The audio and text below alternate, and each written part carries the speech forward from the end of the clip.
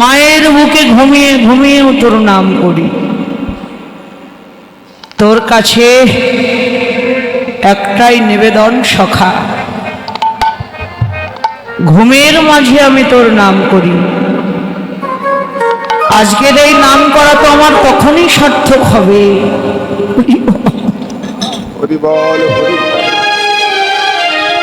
যেদিন মহাঘুমে ঘুমাবো,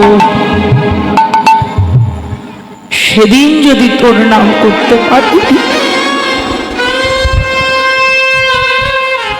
শয়নে স্বপনে সদা সর্বদা তোর নাম করি। আজকে তোর কাছে নিবেদন করে যাই সখা, যেদিন মহাঘুমে ঘুমাবো,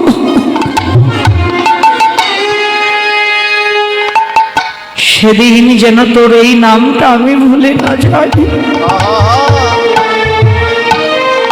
সেদিন তোর এই নামটা বদনে বলতে বলতে যেন জন্মের মতোই হলো থেকে বড় লোকে গমন করবে।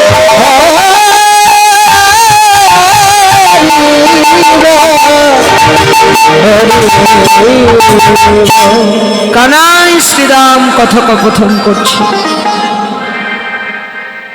শ্রীরামও কাঁদছে, গোবিন্দও কাঁদছে। দুজনেই যখন কাঁদছে, শ্রীরাম এবার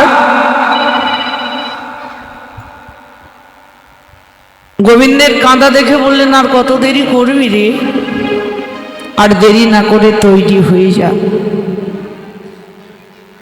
শ্রীরামের কথা শুনে গোবিন্দ বললেন, সখা আমায় যেমন তোরা নিয়ে যেতে চাস, আমিও তো যেতেই চাই রে। কি করিব